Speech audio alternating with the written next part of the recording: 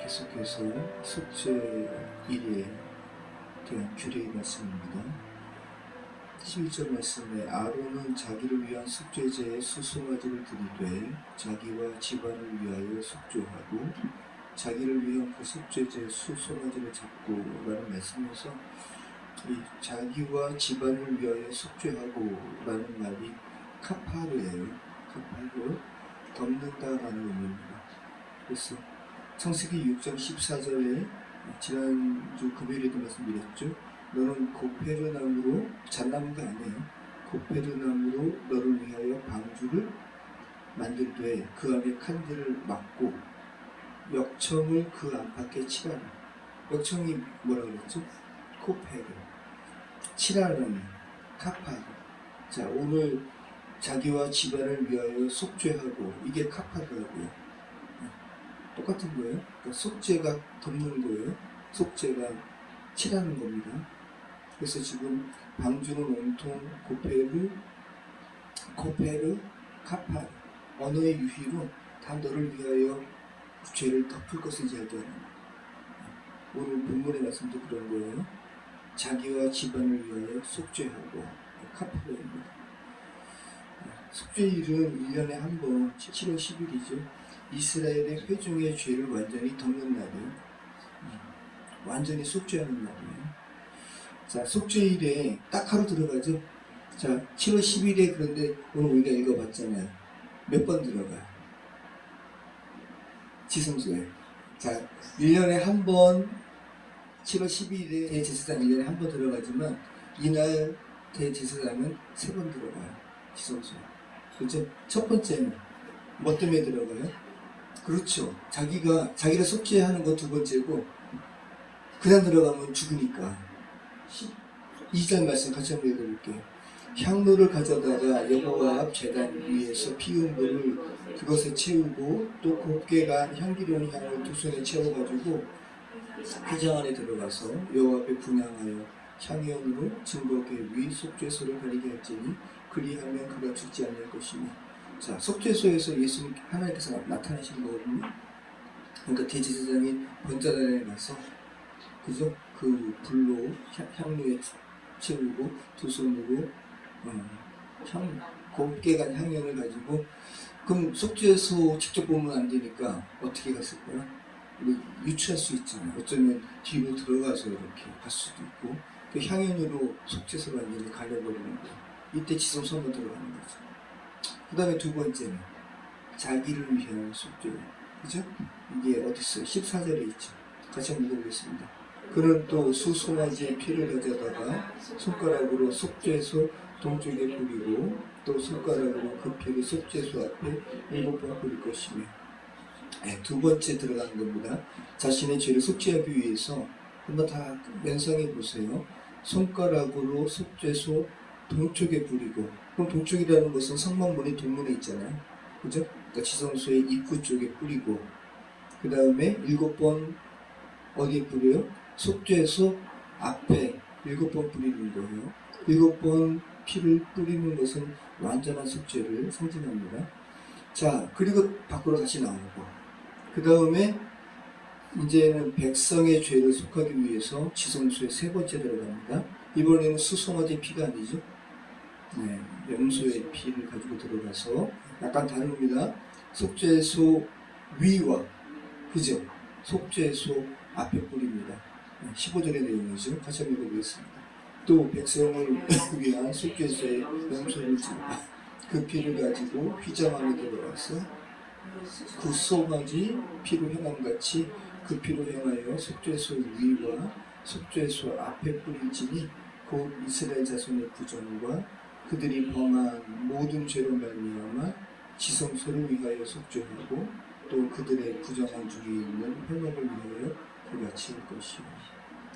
속죄소 위에 뿌린다는 거, 그죠? 그것도 한번 연상해 보시기 바라요.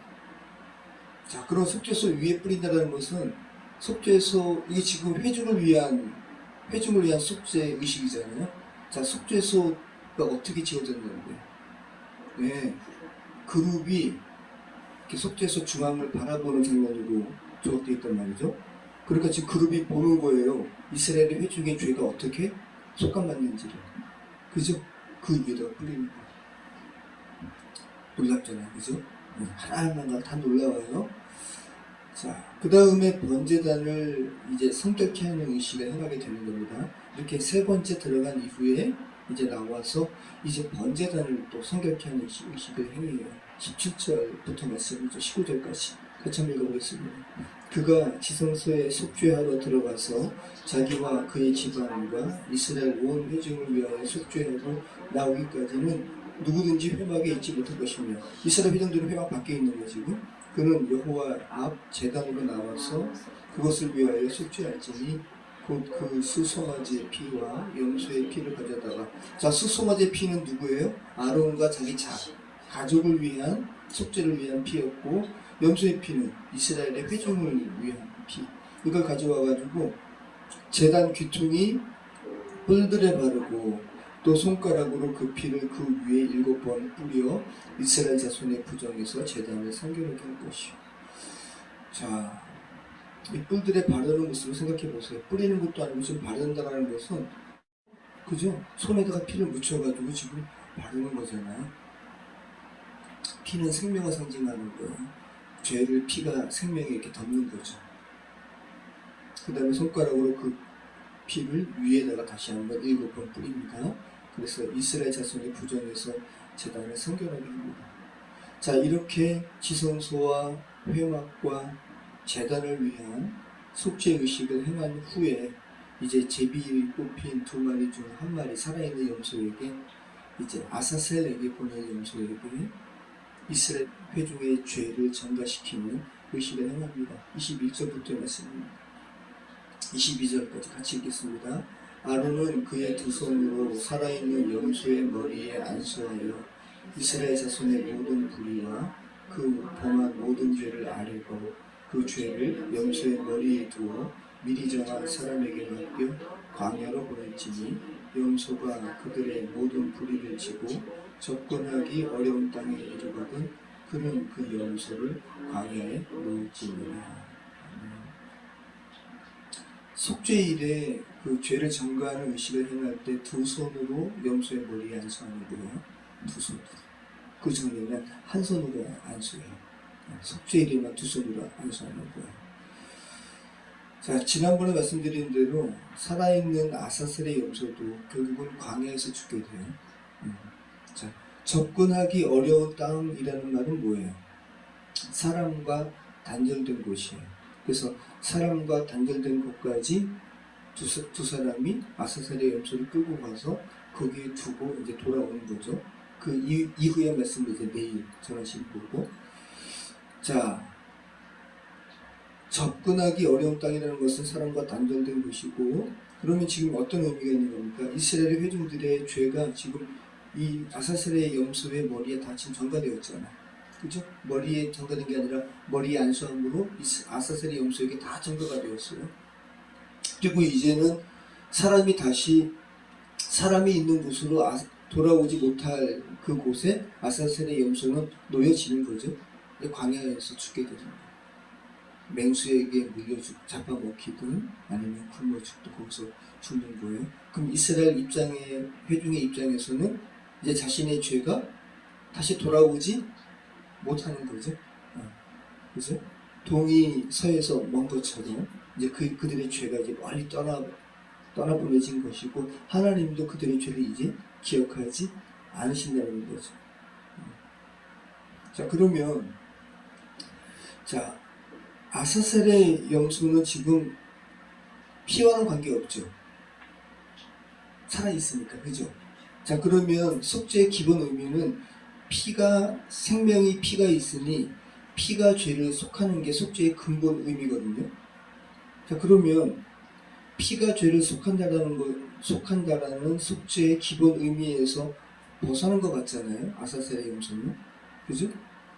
근데 이 아사셀의 염소를 대속죄일에 이렇게 규례로 정하신 하나님의 의도는 뭘까요? 피 없는 제사가 또 있었죠. 소제.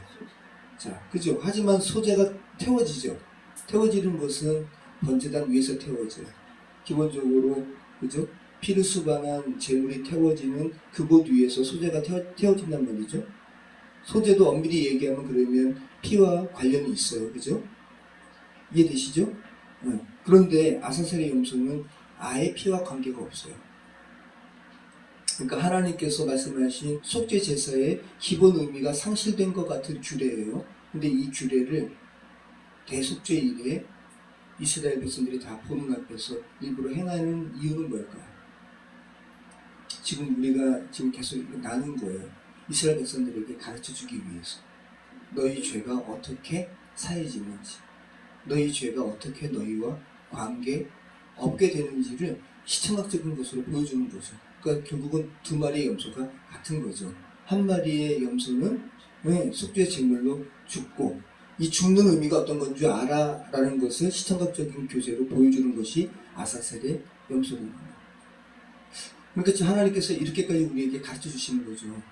너희 죄 때문에 너희가 죽지 않아도 된다. 그죠? 이것을 규례로 말씀해 주시고, 그 속죄 제물로도 의식으로 행하는 것으로 말씀해 주시고, 이래도 믿지 못하는 이스라엘 백성들에게 살아있는 아사셀 염소에다가 죄를 전가시키고 광야를 보내서 영영 너희의 죄가 동에서에서 먼 것처럼 이렇게 멀어지는 거야. 하나님도 기억하지 않으셔라는 것을 가르쳐 주시는 하나님의 세심함이 오늘 우리가 읽은 레위기 본문에 있다는 거. 여러분 기억하시기 바라요. 우리가 그토록 이해하지 못할까 봐. 그래서 자기의 죄를 스스로 짊어지고 죽는 인간에 대해서 이렇게 안타까워하시고 이렇게 오늘 본문 말씀 통해서 말씀하고 계시는 겁니다. 너희 죄 때문에 죽지 말라고, 너희 죄를 보지 말고 구원하시는 하나님을 보라고. 그죠? 어린 양으로 오셔서 영 단번에, 그죠? 이 대속죄가 엄청난 거지만 1년마다 되풀이 되죠? 근데 예수님은 영 단번에 치르셨어요. 시간과 공간을 초월해서 십자가 위에 매달리신, 그리고 돌아가신 어린 양 예수 그리스도만 보시면 됩니다. 이게 속죄 제물의, 속죄제의 의미입니다. 깊게 이 말씀 묵상하시면 오늘 하루 되었으면 좋겠습니다. 기도하겠습니다. 참 좋으신 하나님 감사합니다. 우리의 죄를 덮고 우리의 죄를 없이 하시는 하나님의 은혜가 어떤 것인지 다양한 소재로 저에게 말씀하시는 하나님께 감사드립니다. 아버지 하나님, 아사셀의 염소를 저희가 봅니다. 우리의 죄가 아버지 하나님 예수님께 전가되어 있어 다시는 우리에게 그 죄책이 돌아오지 않는 것으로 영원히 떠나는 이런 모습을 저희가 상기합니다. 아버지 하나님, 이 같은 하나님의 은혜에 반응하고 또 이 같은 하나님의 은혜를 우리의 입술로 증거하는 우리의 생이 될 수 있도록, 또 한날 될 수 있도록 인도하여 주시옵소서. 예수 그리스도 이름으로 기도합니다. 아멘.